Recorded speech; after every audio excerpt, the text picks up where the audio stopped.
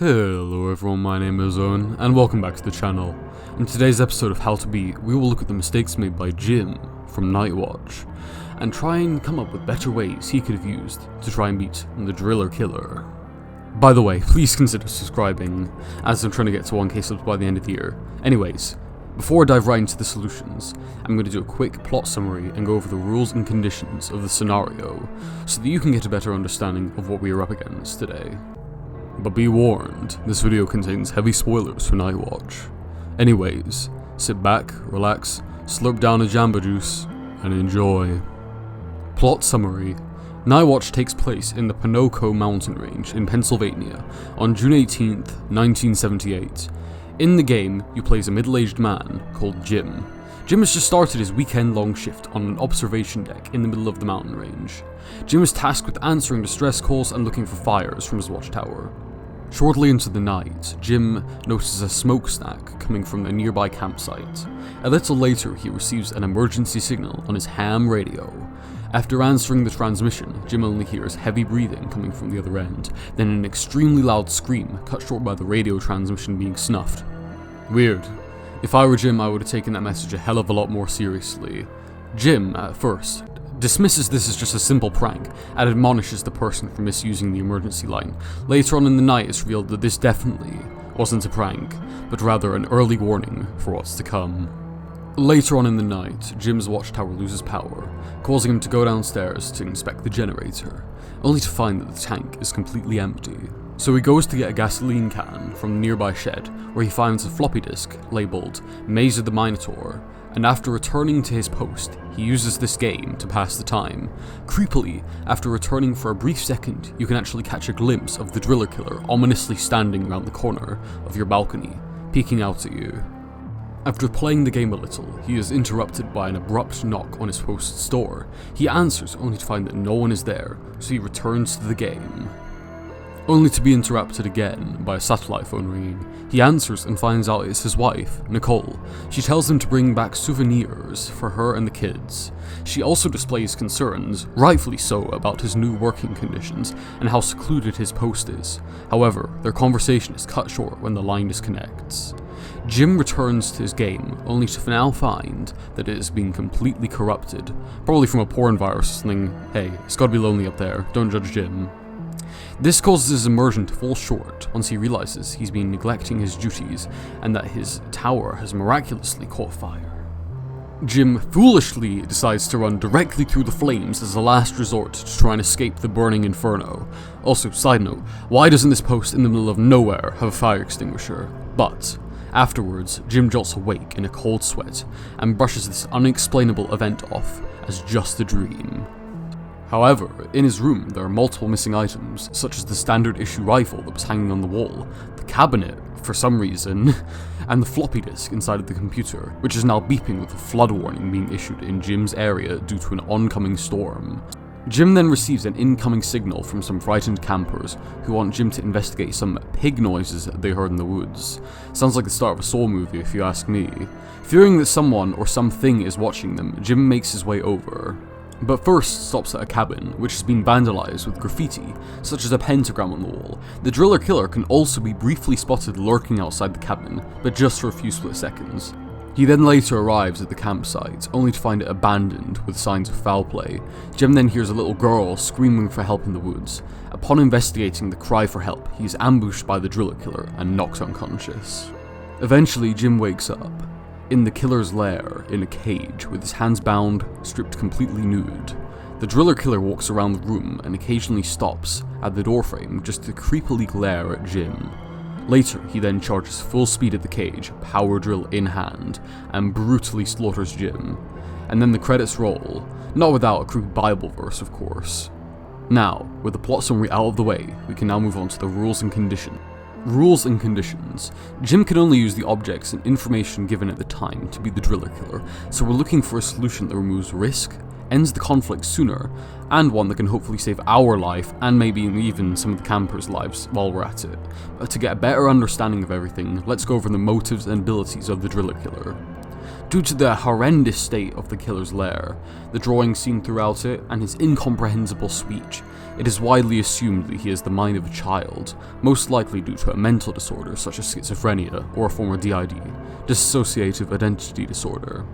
Sadly, due to the killer's anonymity, we don't know his main goals or motives for his actions, but it's very likely that he doesn't even have one and he's only killing because of his mental disorder, like he has voices in his head telling him to do things, for example. Despite this, the driller killer does seem to be a follower of Christianity or some form of a satanic worshipper, since he supposedly drew a pentagram on the wall of the abandoned cabin shown earlier. Another hint to this is the driller killer's fascination with pigs. Perhaps this could be related to the old Christian story of how demons' souls were casted into pigs, Matthew 8:28-34 by the way. The resemblance is certainly there, since it's in the Bible, and pigs are symbolic for filth and uncleanliness, usually. And when you look at the killer's living space, it's uncanny how much it looks like that. Coincidence? I think not. Well, you know what isn't a coincidence? Take a look into the driller killer's dungeon. Who do we see there? Bongo the Clown. And you know where else we see Bongo the Clown? Nun Massacre. And you know where Nun Massacre takes place? A nunnery. No shit. And what are nunneries known for? Dangerous religion infliction upon its inhabitants. See, it all makes sense. Just for clarity, this is a joke, but it's still odd that we see a character resembling Bongo on the wall, I feel. Anyways, back to the video, I guess. The driller killer, true to his name, is extremely proficient with a power drill, as it's his main weapon of choice, and although our childish killer does seemingly kill the campers in the woods, he oddly decides to kidnap Jim and trap him in his weird sex dungeon thing, instead of promptly killing him. So we can assume he is strong enough to knock people out, such as Jim unconscious, and drag their bodies all the way through the woods to his lair. And the thing about Jim is that he's a bit of a chonky boy, certainly not lightweight in any way, shape or form. So the driller killer must be extremely strong in order to carry or drag Jim back to his lair. Another one of the driller killer's abilities is his incredible speed and stamina, as he easily outruns the player, making it impossible to avoid his ambush. Forget serial killing, this guy should really join the Olympics. Anyways, the driller killer is extremely stealthy as well, as he was able to sneak around Jim's post and steal some of his shit, such as his rifle, floppy disk, and the whole ass cabinet, without waking Jim up or arousing suspicion. Either Jim is a really heavy sleeper, or the driller killer has a secret portal gun or something. We get two examples of this in-game. One, when Jim gets baited into going into the woods with the sound of the little girl calling for help, and two, when the driller killer tries to lure the campers into the woods with the weird pig sounds. Although this attempt didn't seem to work. TLDR, the driller killer's main abilities are as follows: extreme strength, extreme speed and stamina, extreme stealth, power drill proficiency, and finally realistic animal and people mimicry. Now with the rules and conditions out of the way, let's look at some of the solutions you could use to beat the driller killer. Solution 1. Abandon and don't help the campers. From playing the game, it's heavily implied that the reason the driller killer decided to kill the campers was to simply just lure you into a trap. This theory makes sense because the driller killer immediately kills the other campers after they call Jim for help. However, he doesn't do the same for you, as he instead abducts him and takes him into his lair. So the solution here would be pretty simple, as you'd be just a selfish bastard and camp out in your post. This solution isn't the best for three pretty obvious reasons. 1, possibly the worst of all, you'd probably get fired. 2, you'd be sacrificing other people's lives just to save your own skin. And 3, as stated before, based on the driller killer's actions, it seems like he only really wants to kill you. Plus there's nothing stopping him from just breaking into your room or lighting up the tower, forcing you to confront him anyway. In the first half of the game, he was seen taunting Jim by stealing his belongings, messing with the generator, and contacting Jim over the radio. From this, it's pretty obvious that he knows where the tower is, plus he's literally been seen standing on it. On the surface, this seems like a decent solution with few road bumps, but below the very, very thin layer of ice, this solution is pretty bad. Moving on, we have Solution 2, start a forest fire. This solution may sound stupid, but trust me, it kind of is. If you were to light a forest on fire, it would allow you to put some distance between yourself and the driller killer, as the fire could act as a massive distraction, possibly luring the driller killer away, like a moth to a flame. But the two big problems with this solution are that 1, fires are incredibly erratic, as it could get out of hand quickly and turn on you, And 2, if you were to theoretically survive this, there would surely be all hell to pay when the authorities figure out what you did, possibly making you end up in jail with a bunch of gender reveal parents, if your fire were to kill other people or get a little too crazy, which I guess is a little better than being slaughtered by a power drill, but it isn't much of a lie if I'm being real with you. Another problem is that Jim didn't know about the driller killer until far too late, so you wouldn't be able to know at the time that lighting the forest ablaze would be a decent course of action. To be honest, there simply just isn't enough time for this solution to be practical whatsoever. Now, solution 3. Use the gasoline to set a trap, and don't fall asleep. A much better idea that still involves fire is to set a trap for the driller killer with gasoline. Instead of going to investigate the campsite, you should instead stay at your post and in the meantime set a fire trap where you'd like. Then once the driller killer arrives, you light that bitch up like some smoked salmon, whilst also making it rain on him with cold, hard American bullets. This solution does have its fair share of problems though.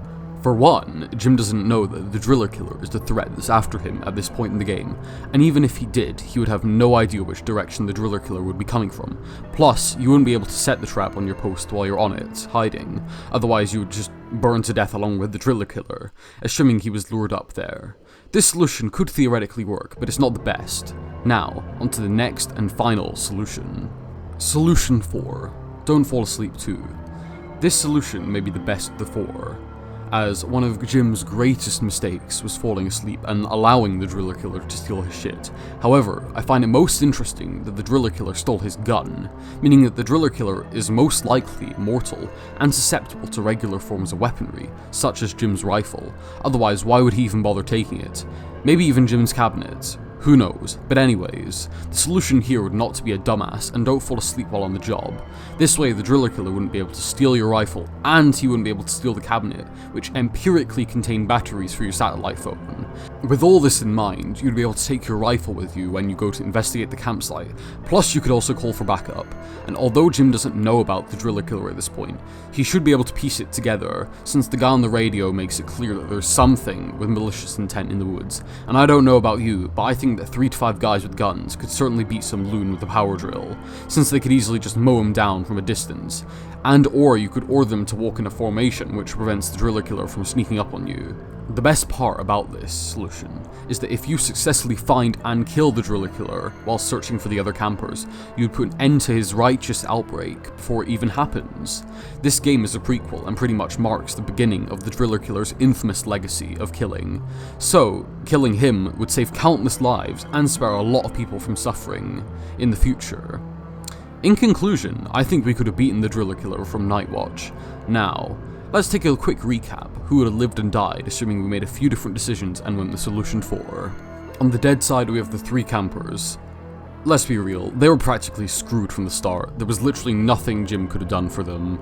And also on the dead side we have the driller killer, who is almost certainly very dead in this scenario, moving away from being a potential serial killer, to Olympic athlete, now to a piece of Swiss cheese.